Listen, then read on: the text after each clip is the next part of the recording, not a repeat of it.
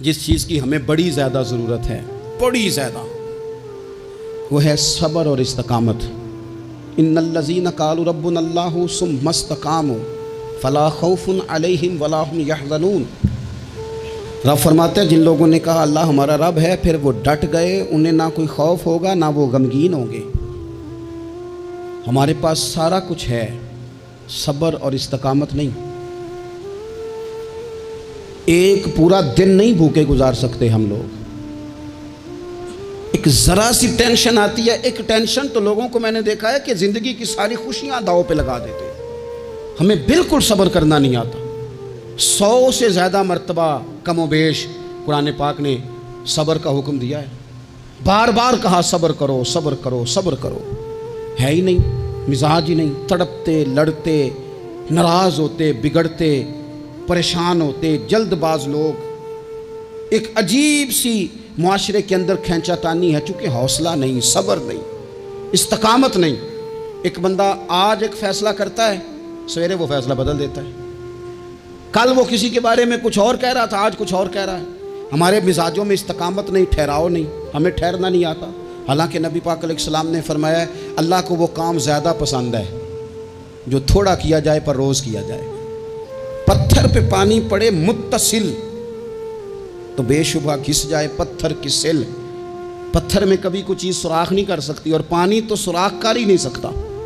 नौजवानों, पानी पत्थर में सुराख, लेकिन अगर पानी हो मुस्तकिल मिजाज और एक एक कतरा गिरता ही रहे, गिरता ही रहे, गिरता ही रहे, गिरता ही रहे, तो देख लेना तुमने फर्श लगवाया होता है, सीमेंट और बजरी डाली होती है, पर अगर मुस्तकिल गिरे तो पत्थरों में भी पानी सुराख कर ही देता है।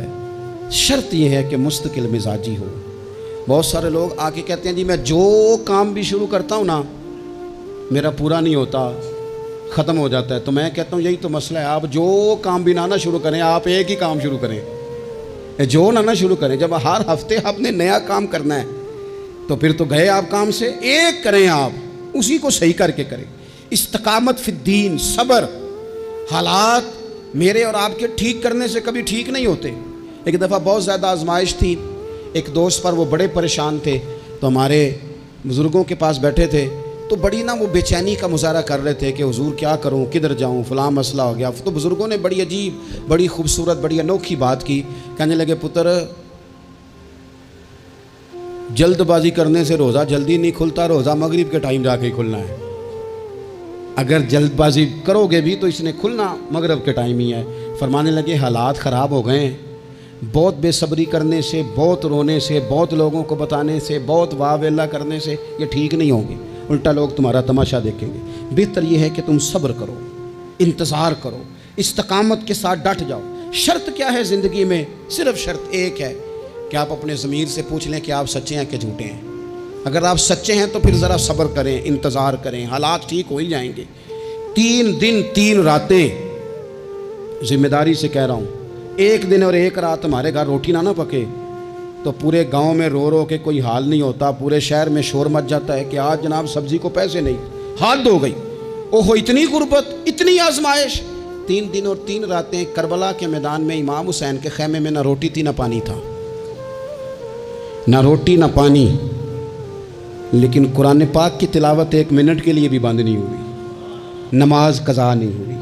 किसी तौर भी उन लोगों ने किसी बेसब्री का मुजाहरा नहीं किया। इनसे सब्र सीखें, इस्तकामत सीखें, थोड़ा सा रुकें, थोड़ा सा इंतज़ार करें। बहुत जल्दी है, बहुत जल्दी है, बहुत जनाब हमें फटाफट फलाना काम चाहिए। इमाम हुसैन ने पूरा कुंबा शहीद करा दिया था, लेकिन यजीद 4 साल हुकूमत फिर भी कर गया था।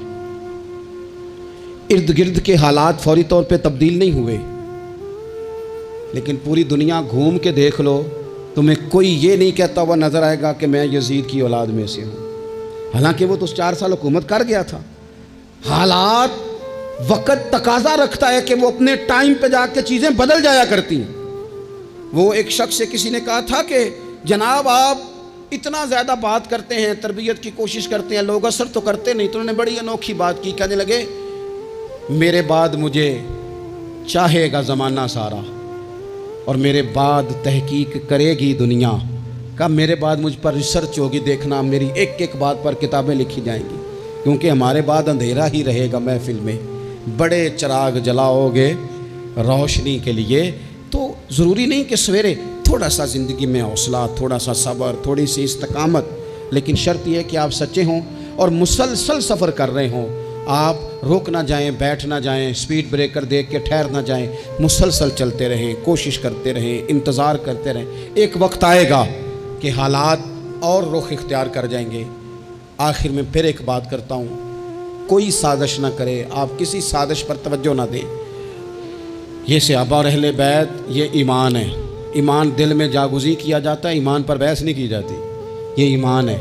इनकी मोहब्बतें, कुछ लोगों की बातें याद रह जाती हैं। एक बुज़ुर्ग ने मुझे बात सुनाई, मुझे याद रह गई। पीर सैयद फैज़ुल हसन शाह साहब, आलो महार शरीफ वाले पीर साहब, आलिम भी बड़े थे, दरवेश भी बड़े थे, ख़तीब भी बड़े थे। तो वो एक दिन ना सहाबा और अहले बैत का प्यार बयान कर रहे थे। सैयद थे तो मुरीद हैं वो, सिलसिला नक्शबंदिया से, चूरा शरीफ के साथ उनका निस्बत का रिश्ता है। तो नक्शबंदी अपना सिलसिला तरीक़त हज़रत सिद्दीक़ अकबर रज़ी अल्लाह ताला अन्हु से बयान करते हैं। तो शाह साहब बड़ी तकरीर करके ना सहाबा और अहले बैत की आपस की बड़ी मोहब्बत बयान करके, रुहमाउ बैनहुम पर बड़ी तकरीर करके, क्योंकि उनको बात करनी आती थी, तो जोशे जज्बात में तड़प गए। कहने लगे सुनो भाई, ये तो दलाइल थे, अब मैं अपनी बात करता हूँ। कहने लगे मैं सैयद हूँ, मैं पीर हूँ, मेरा बाप सैयद, दादा सैयद, नाना सैयद। फरमाने लगे मैं फातिमा का जिगर पारा हूँ, अली का बेटा हूँ, पर मैं मुरीद अबू बकर सिद्दीक़ का हूँ, मैं मुरीद सैयदना सिद्दीक़ अकबर का हूँ। वो 100 बातों पे एक बात ही सारी बदल गई, रंग ही तब्दील हो गया, नज़रियात ही और हो गए, लोग किसी और सोच में चले गए। कहने लगे देखो ये भी मेरा ज़रफ़ देखो। और फरमाने लगे मैंने ये सीखा है हज़रत अली से। इन्होंने हज़रत अबू बकर सिद्दीक़ के मुशीर भी रहे, मुआवन भी रहे, और जनाब सिद्दीक़ अकबर के पीछे नमाज़ें भी पढ़ते रहे, उन्हें अपना मुक़्तदा और पेशवा तस्लीम करते रहे।